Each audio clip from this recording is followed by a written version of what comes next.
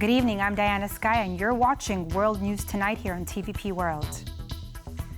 Doubts arise over an alleged Trump-Putin phone call on the Ukraine war as the Kremlin swiftly denies it ever took place. Now, more on that in just a moment, but first, let's take a look at tonight's headlines. Another night of terror in Ukraine as Russia launches a wave of deadly missile strikes across several regions.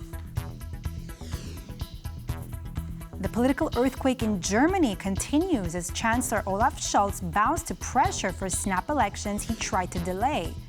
And Poland celebrates 106 years of independence with nationwide events marking its return to Europe's map after 123 years.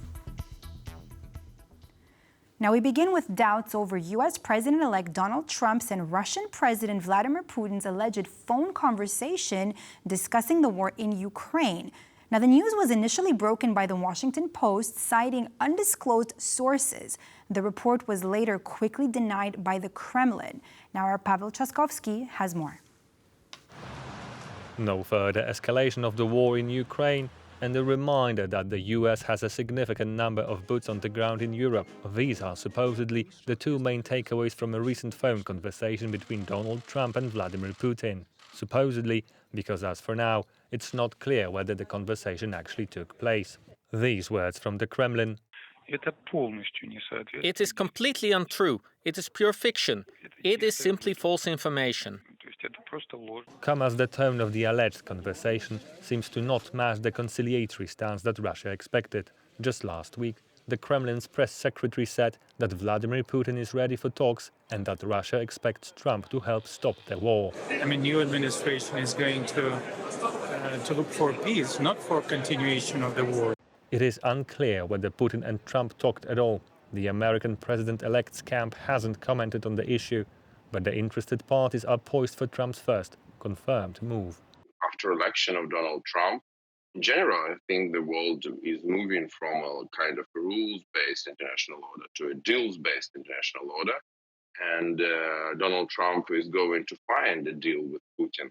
Kiev fears that this deal could force Ukraine into some territorial concessions. But according to Ukrainian MP Oleksiy Goncharenko, to Ukrainians, such a resolution would not equal peace. We will never accept the fact that this territory is Russian. The alleged conversation came after a week of messages suggesting Trump's dwindling support for Ukraine, which followed his re-election. We've got news for President Zelensky. Crimea is gone. And if that is your priority of getting Crimea back and having American soldiers fight to get Crimea back, you're on your own. That is not the priority of America. But the priority of America is peace and to stop the killing. Donald Trump's spokesperson later clarified that these remarks did not reflect the stance of the president-elect.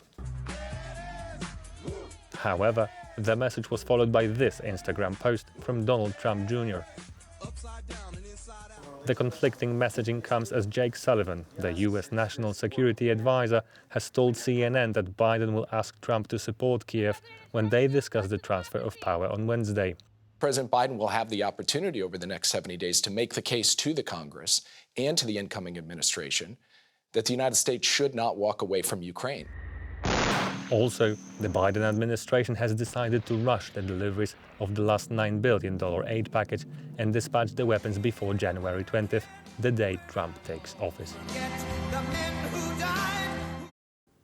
Russia launched a wave of deadly missile strikes across southern Ukraine in the early hours of Monday morning, hitting residential areas in Mykolaiv and Zaporizhia. Now, our correspondent Oz Katerji joins us live from Kiev with the latest.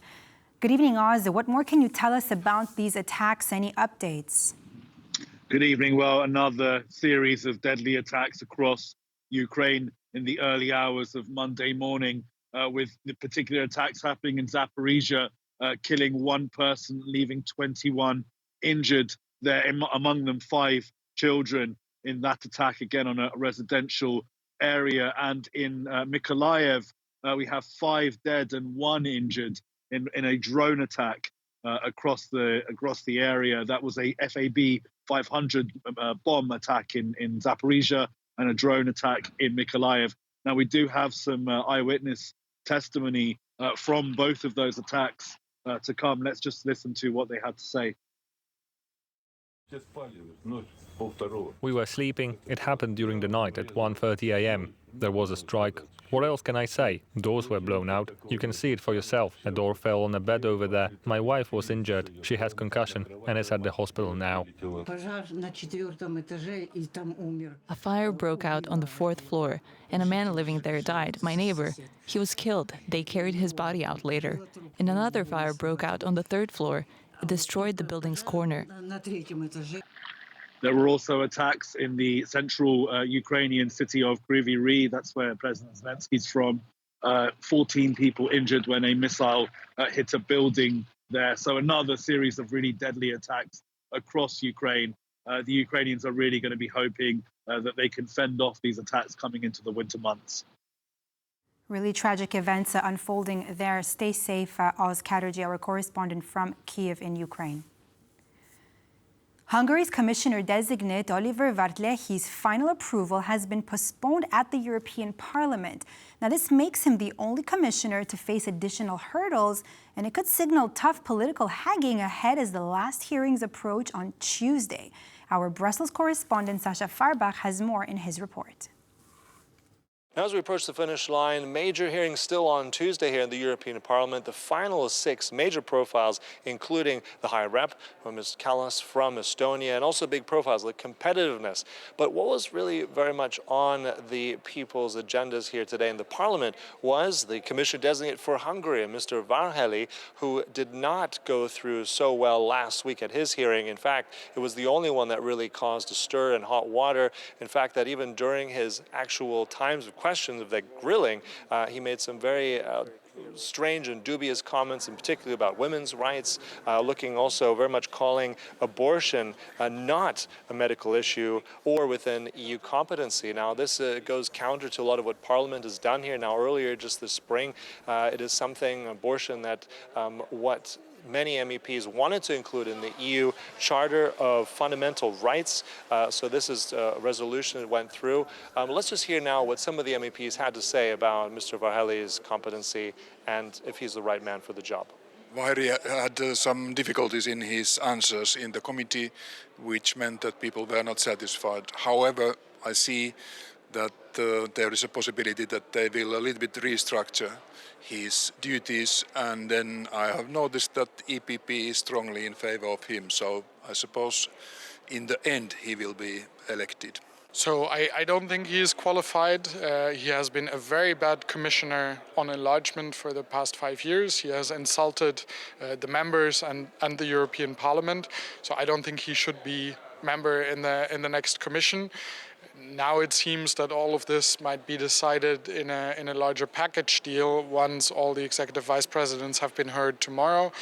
So we will see. But for us Greens, it's very clear we're not going to vote for the Hungarian candidate. Now, what we're being told here is that there is, let's say, support for him, but we could still see that this could be postponed even further, which could mean that these evaluation hearings by the Agricultural and Environment Committee could say that more is required of him. He could be recalled for more questions here in the Parliament, which would mean another hour and a half of questioning his portfolio. But at the same time, we were also told that even if he gets the axe, Hungary would have to choose someone else. But even without that, this college could stand without a commissioner from Hungary in worst case scenario. Now that may work for some MPs, but that might be very tricky politically. Now also we'll have more information tomorrow as the major profiles here in the European Parliament will be decided upon and the drama will continue. That's Sasha Farbach from the European Parliament for TVP World in Brussels.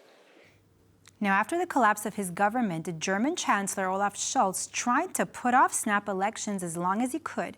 But now the pressure seems to have made him change his mind, with everyone thinking sooner snap elections would be better, except for the Chancellor.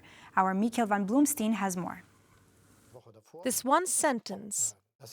It's no problem at all for me to raise the vote of confidence before Christmas if everyone agrees.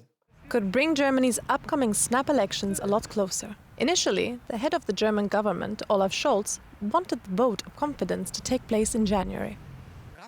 That's because his coalition had collapsed when he sacked Finance Minister Christian Lindner, but Scholz seemed to have buckled under the pressure of the opposition and his coalition partners, including the dismissed minister. Our country must not lose any time. Citizens must now have the opportunity to make their own decisions about the direction of their future. The reason for Scholz's initial resistance could be just cold political calculation, Piotr Andrzejewski of the Institute of Western Affairs thinks. The Social Democrats are in quite comfortable position because they know that they will remain in government even after the elections. Only they will not be leading it, but they will be the smaller coalition party. Scholz's original plan would have the election take place in March. Should the Chancellor follow through with Sunday's remarks, however, the elections could instead take place as soon as February or even January.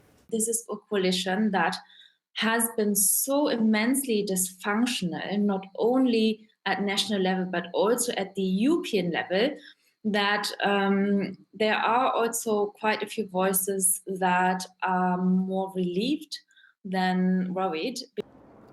Additionally, a minority government, like the current one, would not be able to get anything material done before the elections, and political instability in a partner does not benefit Ukraine. Also, CDU leader Friedrich Merz is the frontrunner in the race to become chancellor. He has been a vocal proponent of increasing aid to Ukraine.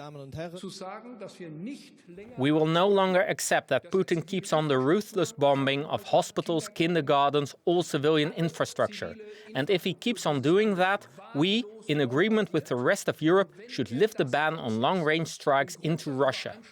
But everything depends on the coalition partner of Friedrich Merz, who is poised to win the elections.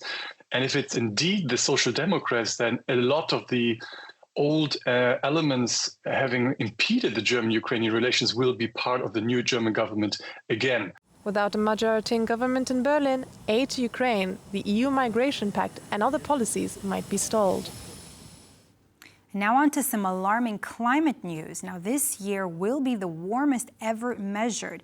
Now that's according to the World Meteorological Organization's Secretary General Celeste Saulo, who has said that at the COP29 climate summit currently taking place in Azerbaijan. Now the event itself, due to its location, has come under fire, and that's mostly due to the country's reliance on fossil fuels to power its economy. Now Sonia Agata-Bishan reports. This is what life in some Spanish cities looks like now. The reason are the recent floods that claimed lives of over 200 people across the country. With the number of extreme weather events quickly rising, it is no surprise that climate is top of mind for global leaders who have met in Azerbaijan for COP29. Climate change is already here. Whether you see them or not, people are suffering in the shadows. They are dying in the dark, and they need more than compassion, more than prayers and paperwork, and they're crying out for leadership and action. And action is technically the purpose of this summit, but even though it has just begun, the event is already under fire. Among the critical voices is Greta Thunberg, one of the world's most known climate activists. It is completely unacceptable that a country like Azerbaijan, an economy that's completely dependent on fossil fuels and is planning to expand the production and exports, that a country like that gets to host the climate meeting. But criticism of the host country is nothing new for the COP series events. We have seen interesting venues, as you termed it, in the past, because it all started with Glasgow, I think, in Scotland, which is also a major conventional energy producer. So also last year when the event was held in the United Arab Emirates. As COP29 attendees discuss new ways to cut emissions, Polish Prime Minister Donald Tusk has recently come out criticizing the EU's environmental criteria. Some assumptions regarding CO2 emissions are undermining the European economy, even in such obvious areas as hydrogen economy, as they force us to focus on just the green, emission-free hydrogen rather than the hydrogen economy as a whole. U.S. President-elect Donald Trump has said that he would once again withdraw the United States from the Paris Agreement, an international treaty on climate change looking to limit greenhouse gas emissions. Greenpeace emphasizes that countries should not waver in their commitments. And Trump's re-election can never be an excuse for other nations to scale back the ambition needed. According to the World Economic Forum, extreme weather events like hurricanes, floods, and heat waves over the past 20 years have cost the world an estimated $2.8 trillion. The Potsdam Institute estimates further damage could cost an annual $38 trillion by 2050. Now, speaking to the press ahead of his departure for the COP29 summit in Azerbaijan, Polish President Andrzej Duda relayed the contents of his phone conversation with U.S. President-elect Donald Trump. Now, Duda said that Trump wished him and all Poles a happy Independence Day. Let's take a listen. I was asked to relay good wishes to my fellow compatriot President-elect Donald Trump. We spoke just moments before. He called to wish us a happy Independence Day and to thank the Poles for their support, especially Poles living in the US, the majority of whom voted for him. I'm grateful to him for remembering about Poland and promising to always remember about us in the very best sense of the phrase. We also decided with the President-elect that we will meet before he is sworn in January. We spoke about the Polish presidency in the EU, for which one of the key objectives will be to strengthen the relationship between the European Union and the US. This issue will definitely be high on the agenda for our talks.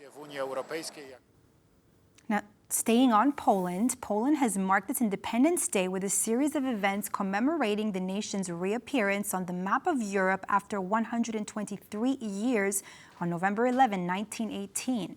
Now, the anniversary and its celebrations bring together Poles from all walks of life to celebrate in myriad ways that which binds the nation together. But there are certain things that divide the society. Our Alex Sumlinsky has more in her report. The Poles have found various ways to celebrate one of the most important holidays, whether it's the March or the 34th Independence Run. You can see people dressed in historic costumes. You can see families with children because exactly at 10 a.m. earlier today, young children actually run the Independence Mile. I am running in this race because it's one of the best in Warsaw. The route is great, the run is short and has a great atmosphere. A stratospheric balloon raised a white and red flag over Rzeszów. Many picnics across the country also took place. But what remains the most important is that the country has been free from occupation for 106 years. A day like November 11th is also a chance to learn more about history. I'm wearing the uniform of an indomitable soldier, one who refused to lay down arms after the war and went underground. We also have friends in uniforms of the Women's Volunteer Service that fought against the Bolsheviks. But despite the common joy, there are bones of contention, one of them being the Independence March taking place annually.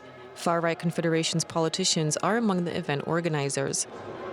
The leader of Poland's Nationalist Conservative Law and Justice Opposition Party, Jarosław Kaczyński, was among those who marched in it. The march has become a point of friction between Poland's hard right and conservatives on one hand and the liberal center on the other. This year, some people were seen shooting red flares and carrying anti-EU, anti-Ukraine, and white supremacist banners.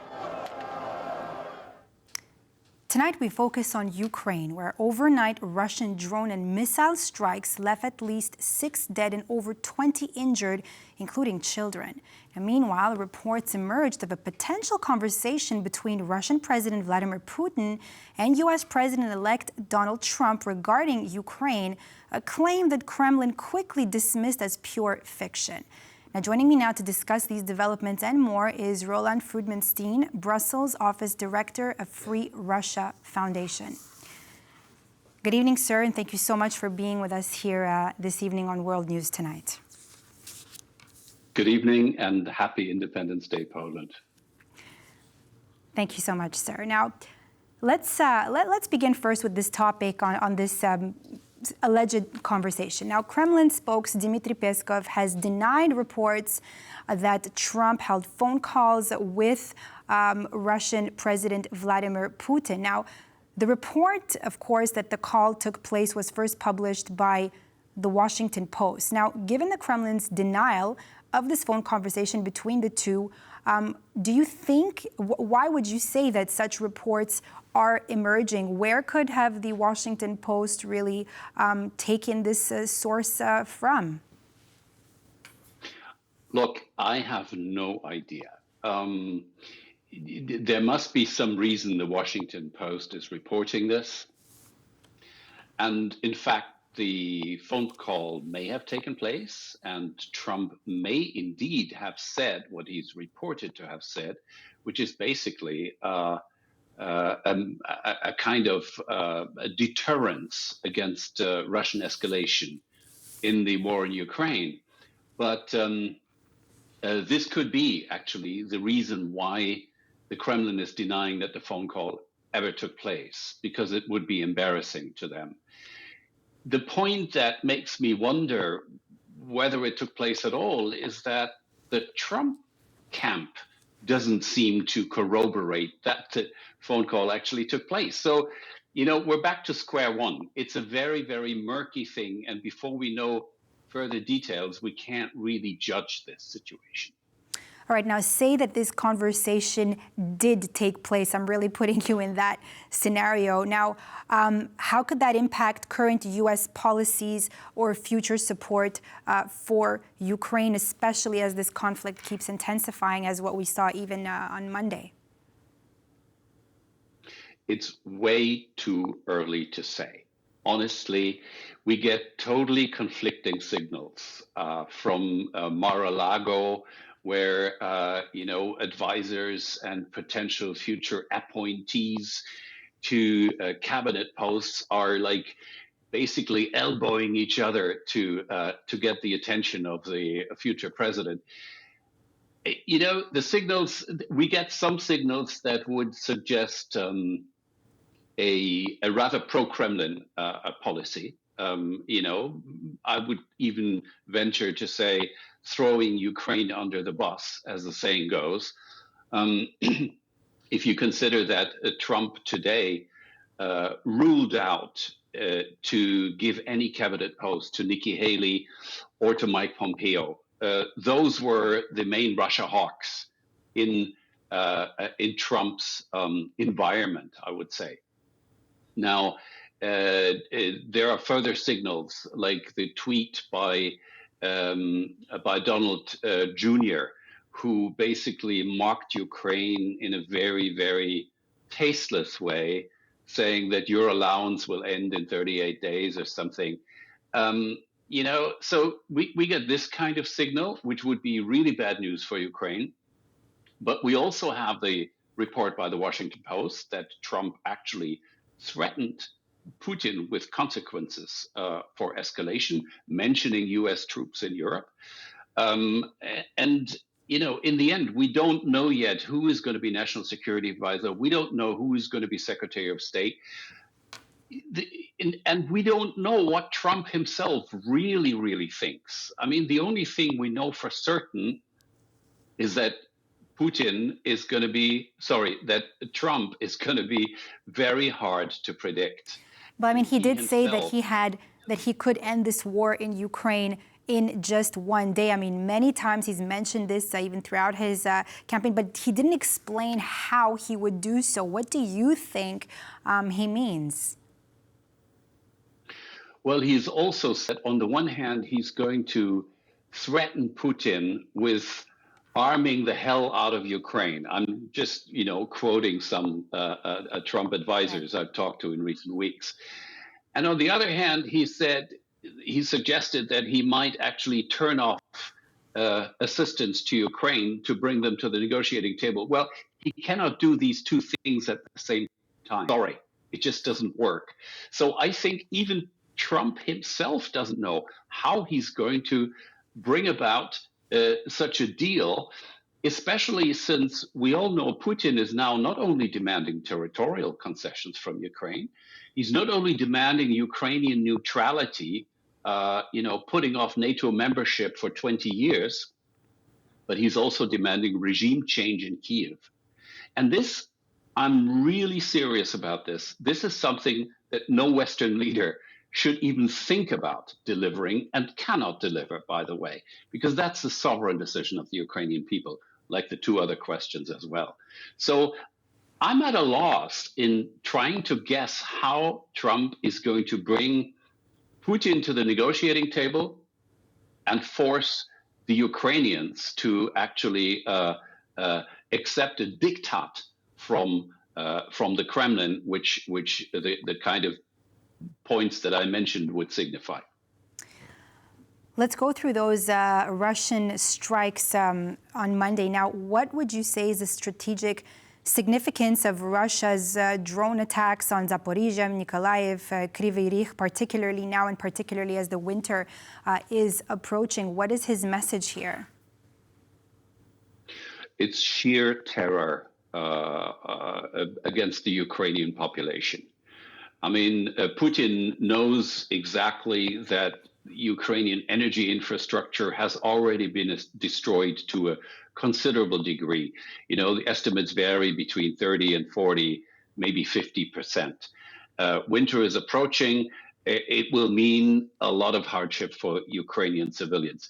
Kryvyi Rih is a particular obsession of Putin, because that's where Zelensky comes from. Right. You know, I mean, honestly, the bad luck of the town of Kryvyi Rih is that Zelensky comes from there, and Putin therefore attacks it as a symbolic gesture. So, you know, there is no strategic or tactical particular goal to these attacks. It is just to exert pressure on the Ukrainian population. Now, let me ask you this, sir. Considering these attacks, what steps can Ukraine's allies, be it Western, of course, EU allies, take to bolster its air defenses at this time? I mean, they really seem to be getting worse and worse by the day if we keep looking at what is happening in Ukraine. Okay, the entire West should deliver more air defense systems and even tap into their actively used potentials. I'm not the only one proposing this. There are lots of experts who have said this over the last couple of months. The fact is that the reserves that the West has in modern air defense are exhausted.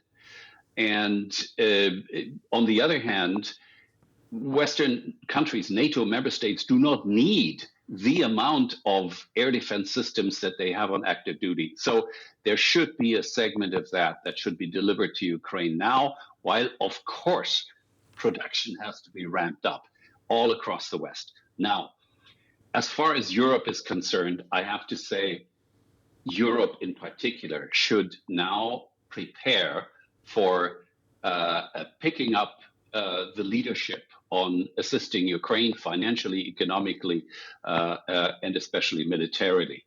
And as far as I know, that is the purpose of the trip that Polish Prime Minister Donald Tusk is making as we speak, in talking to European leaders, in seeing how Europe can replace the United States to an extent in helping Ukraine survive as a free country. Thank you so much, Roland Flugmanstein, a Brussels office director at Free Russia, for all your input and insight this evening here on TVP World. Thanks for being with us. Thanks.